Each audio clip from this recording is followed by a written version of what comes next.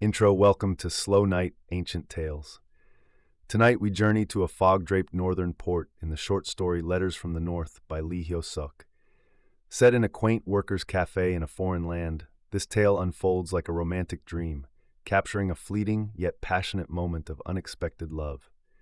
If you have finished your long day and are tucked warmly in your bed, let us gently wander into the misty streets of the North. May this story bring you comfort and peace. Letters from the North, author Lee Hyo-seok. Dear R. As the thick fog in this northern port gradually thins, spring must have deepened quite a bit. Have you been fighting the good fight safely with our comrades in the meantime? With the fog rolling into the port and the dim lights on the pier, my longing for our homeland deepens immeasurably. It has already been over 2 weeks since I landed here. In that time, I have found the people I needed to find and seen everything there is to see. I cannot tell you how glad I am that all my impressions match perfectly with what I had dreamed and imagined.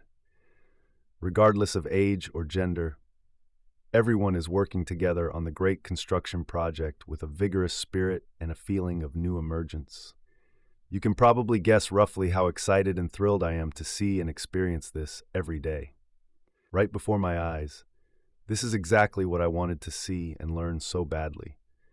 Moreover, the extraordinary activities of the Third International, progressing flawlessly by methodically tracing every root and branch, leave me with nothing but admiration and awe. If I were to tell you the detailed story about this, there would be no end, so I will push it to the next opportunity. Since this is my first letter after arriving here and you too have endlessly yearned for this place, I will introduce you to a general impression of this city and an amusing episode regarding my personal life. As two peninsulas tightly embrace the sea, the port is secluded and tranquil. Within that tranquility are countless steamships, junks, and freighters vividly fluttering new flags. The city opens up brightly above the port. As it was developed a long time ago, the architecture is mostly old, and it seems to have taken on more of an antique hue than I had thought. Lennon Street, the most bustling street stretching long and parallel to the coast, is lined with buildings. Banks, theaters, hotels, state-run department stores, various other halls, clubs, and the Far East XX University, which all remain exactly as they were in the imperial era. Halfway up the hill there is the street of our white-clad compatriots, which is also a rather unkempt and old street. However, generally speaking, it is undeniably a bright landscape and a clear city, with white and yellow stone buildings giving a bright tone to the entire urban area. In front of the state-run stores, there is a never-ending line of people. Old women, young people, and children form long queues, moving along and waiting their turn to buy various necessary groceries. You probably know that all groceries, such as chleb, bread, mayaso, meat, ovoshchi, vegetables, sakar, sugar, and vodka, are sold only at state-run stores, and privately run retailers are extremely rare in the city. An old woman carrying a basket to buy bread, an old man holding a bottle to buy vodka, joining the long queue and moving unhurriedly with the line without ever rushing aggressively. This is a scene exclusive to the new era, a landscape that can only be seen in this newly emerging city that has thoroughly liquidated the old ways of life. At exactly 5 o'clock in the afternoon, the city becomes entirely a street of workers. Countless laborers, having finished exactly 8 hours of work without a single hour's exception, pour out into the streets from factories and workplaces. When they, dressed modestly, confidently stride down the streets with proud steps, their proud attitude and bold pace seem to speak clearly.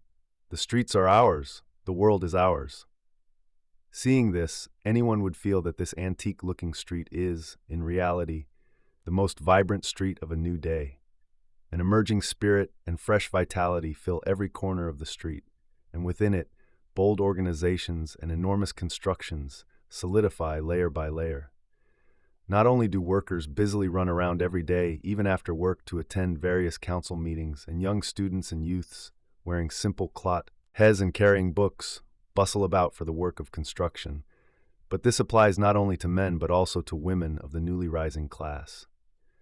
Both working women and schoolgirls wrap their heads with scarves, placing the full weight of their bodies firmly on low-heeled shoes, and in their sleek legs walking with elasticity.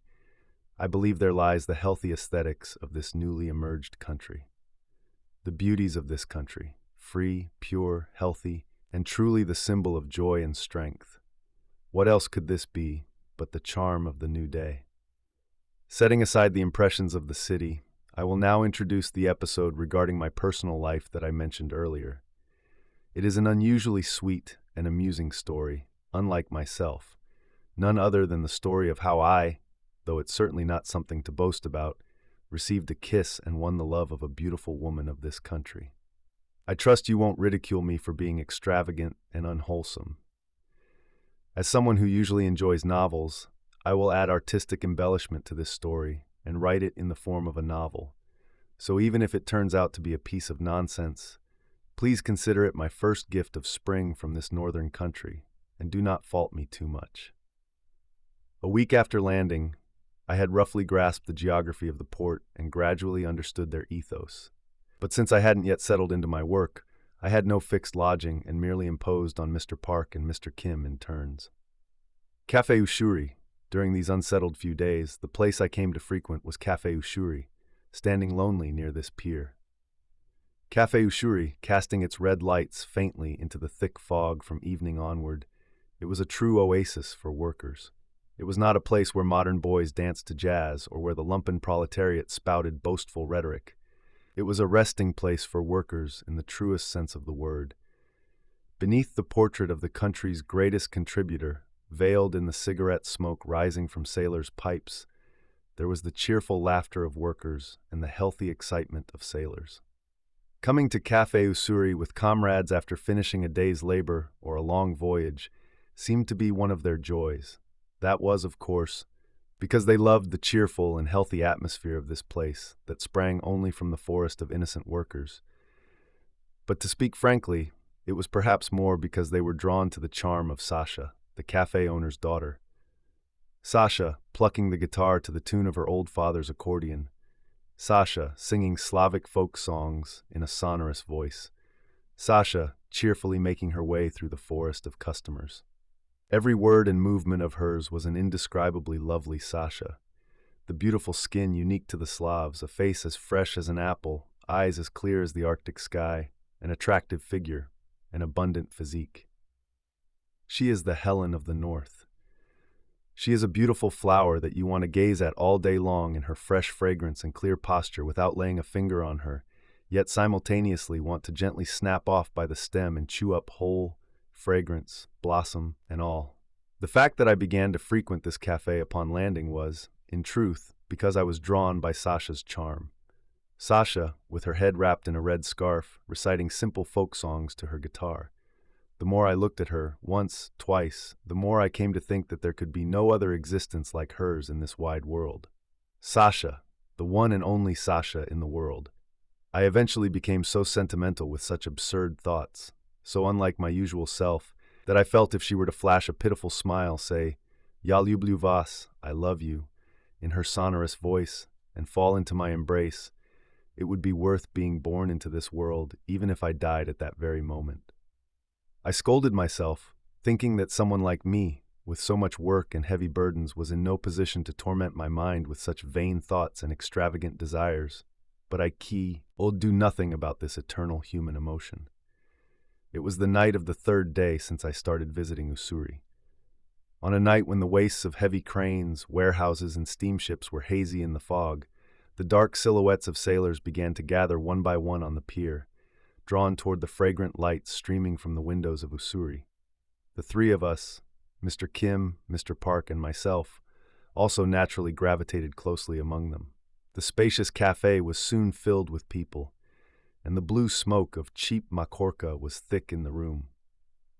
The old father was busy serving the customers, while Sasha sat on a sofa in a corner, tuning the strings of her guitar one by one.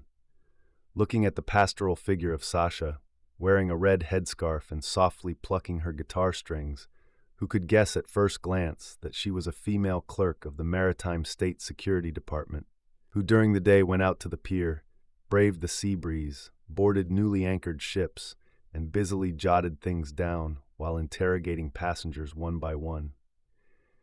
And who could guess that she was the same Sasha who, a few years ago in Moscow, as an ardent komsomolka, worked at the hall during the day and went to attend lectures on revolutionary history with her comrades at night.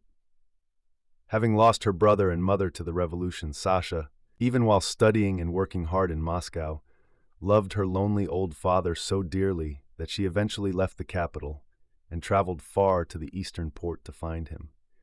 Thus, while handling her busy work as a female clerk, she was also helping out at the cafe run by her father for his sake. Bustling about during the day and intoxicating herself with pastoral songs and joy alongside countless workers and sailors at night, Sasha lived these two lives in the most free and cheerful manner. After tuning her guitar strings for quite a while, Sasha began to pluck a mazurka tune with skillful technique. The three of us occupied a corner table, soaking in the pleasant excitement and listening to Sasha's guitar playing. Even the people who had been noisy with chatter and laughter seemed intoxicated by the melody, and the room went quiet.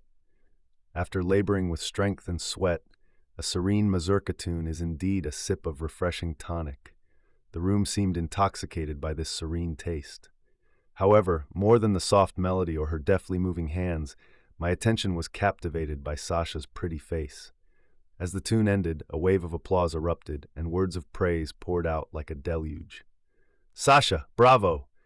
Amidst these seething cheers, a burly man who looked like a sailor suddenly stood up, shouted something loudly, and walked over to Sasha. "Krasivaya devushka!" Shouting this with a broad smile on his face, he abruptly lifted Sasha up and stood her on top of a table. The people, puzzled, just watched his actions in silence. Sasha, too, did not know what was going on, but still wearing a cheerful smile, she unhesitatingly stood on the table with her guitar in one hand. The man shouted loudly again, "Auksioni torgi! Napatsalui!"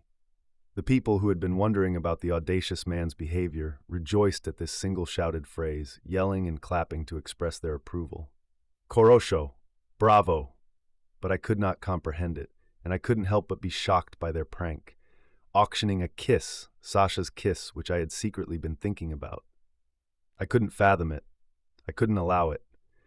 My heart trembled inexplicably, but when I looked at Sasha's face, this innocent maiden was just smiling cheerfully as if consenting to their proposal, and her father too was clapping and showing his agreement.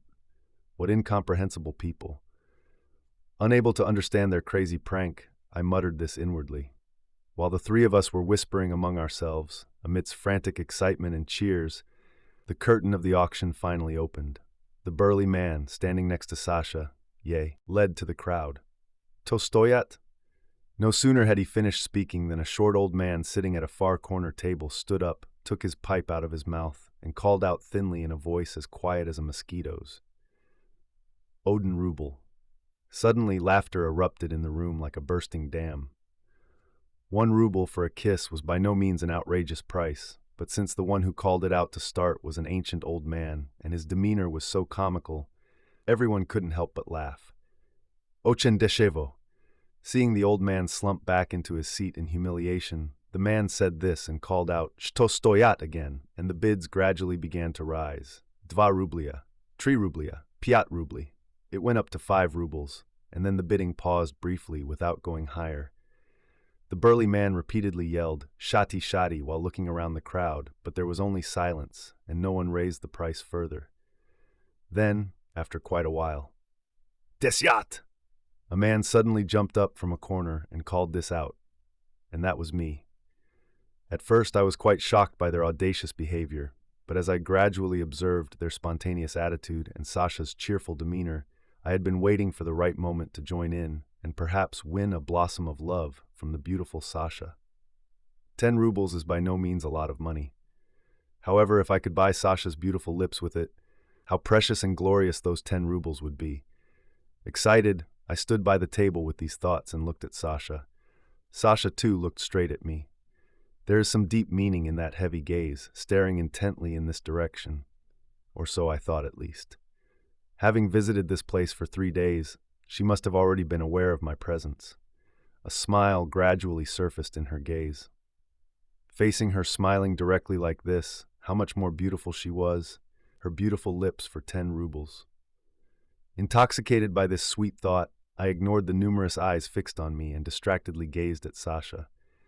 But that sweet thought was cut off midway. Dvadsat. It was because a dashing man sitting at the table next to mine shouted with a tremendously loud voice, snatching away my bid. And it was because he monopolized the crowd's attention and Sasha's gaze. But this, too, was intercepted by another person, and the bidding once again began to skyrocket gradually. Tritsat! Sorok! Pyatesyat! What started as 1 ruble increments now went up by 10 rubles. And once someone placed a bid, for some reason, it accelerated rapidly. Every time it went up, my insides tightened, trembled, and became more excited. Shestesyat! Semdesyat! Vosemdesyat! It finally reached 80 rubles. 80 rubles for a kiss. That wasn't particularly heavy when weighed against the beautiful Sasha, but weighed against the circumstances of poorly off workers or sailors, 80 rubles would be a sum heavy enough to bend the scale. It must have been for that reason that the bidding stagnated at 80 rubles and showed no sign of rising further, even with Sasha's beautiful figure right before their eyes. The man who called 80 rubles was undoubtedly a captain-type figure, given his bulky frame and the naval cap he wore at a tilt.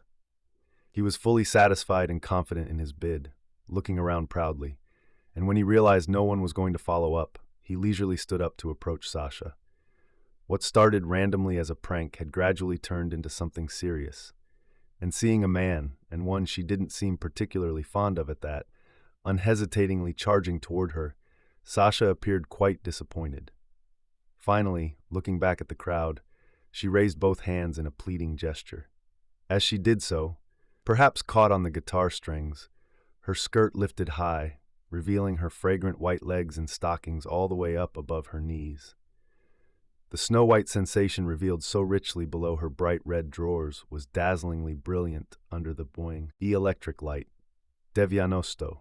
I don't know if it was due to this accidentally revealed dazzling sensuality, but the briefly halted bidding suddenly kicked past 80 rubles and jumped to 90. The man who bid 90 was a young man, also wearing a cap at a tilt. He stood up gallantly and looked around with 100% confidence. 2 minutes passed, 3 minutes passed, 5 minutes passed, but no new bid emerged to surpass this price. 90 rubles seemed to be the final decisive record. The young man, with maximum confidence, took a step, 2 steps toward Sasha. 1 step, 2 steps. I couldn't bear it. Thinking that Sasha's love would ultimately belong to this man, I felt as if I had been doused with cold water. No, no, it cannot be.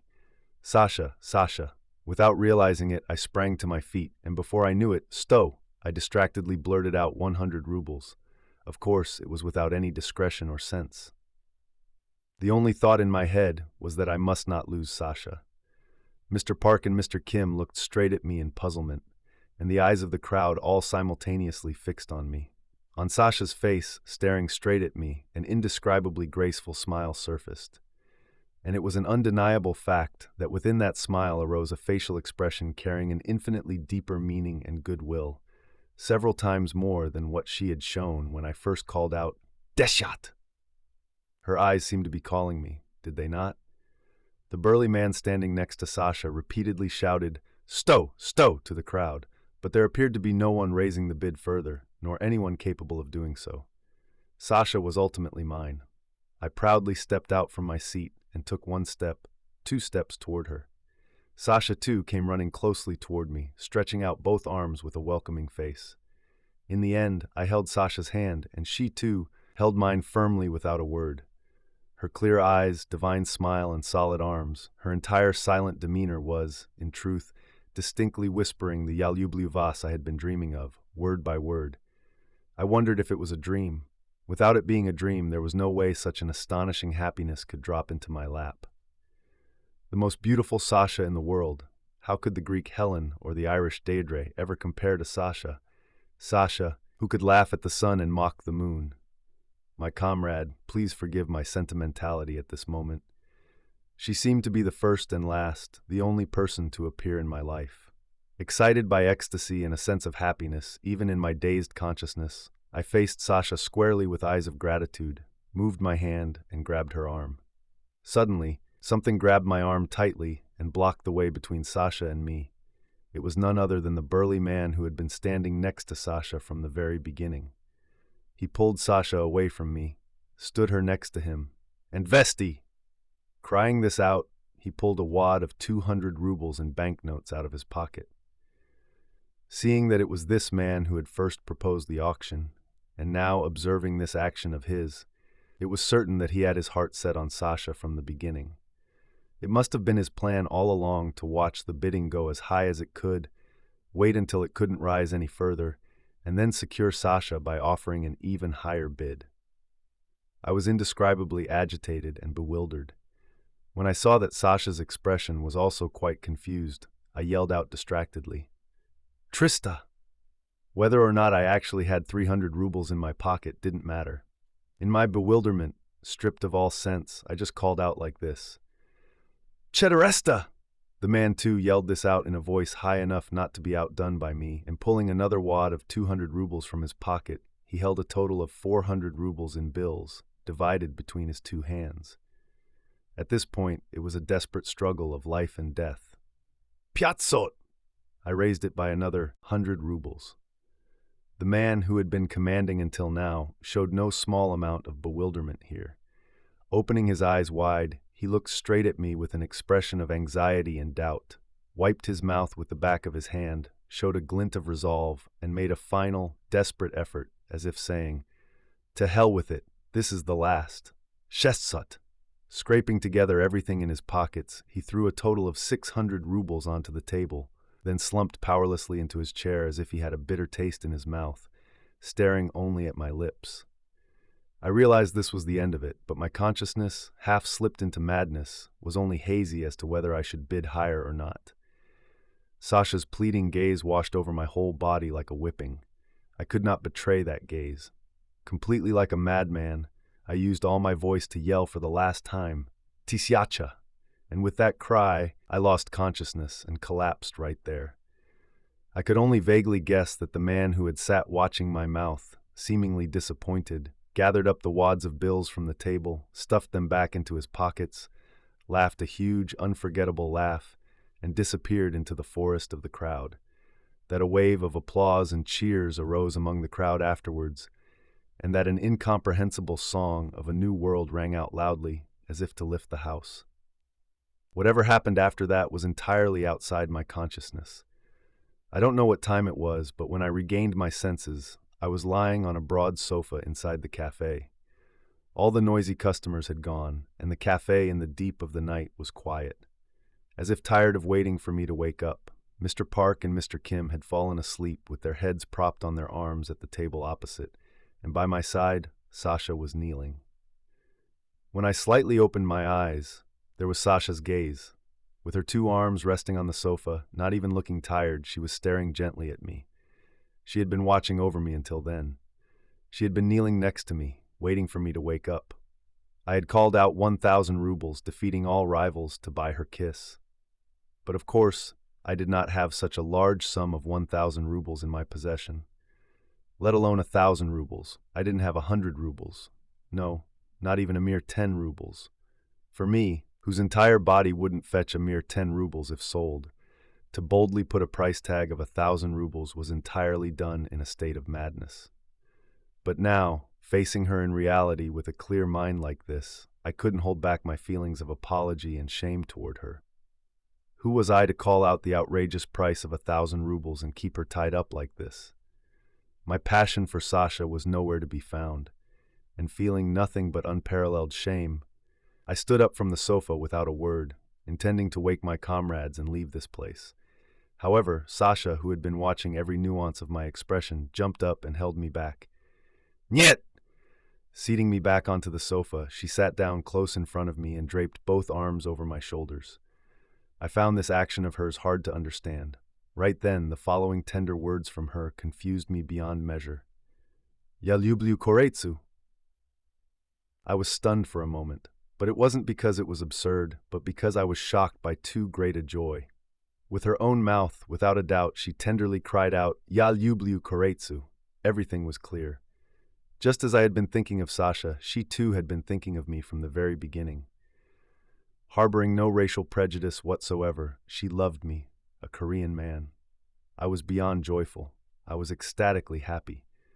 When I firmly grabbed her shoulders with both hands, wearing a full smile, there was a Sasha who permitted everything. Her fragrant face, her pitifully pleading gaze, her slightly parted lips, and ecstatic love was waiting for me. And thus I bought, no, won, the kiss and love of the beautiful Sas. Ha! And I am still receiving it now. Whether she or I, we work busily during the day, and when we meet again at Usuri at night, there is love and rest.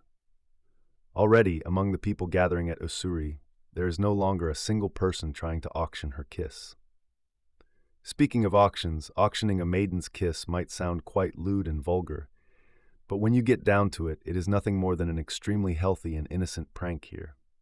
I realized that what I thought was a decadent and despicable act was, in reality, nothing but a simple and spontaneous game. It also displays a Slavic ethos, making it a prank that would be incredibly difficult to see anywhere but here.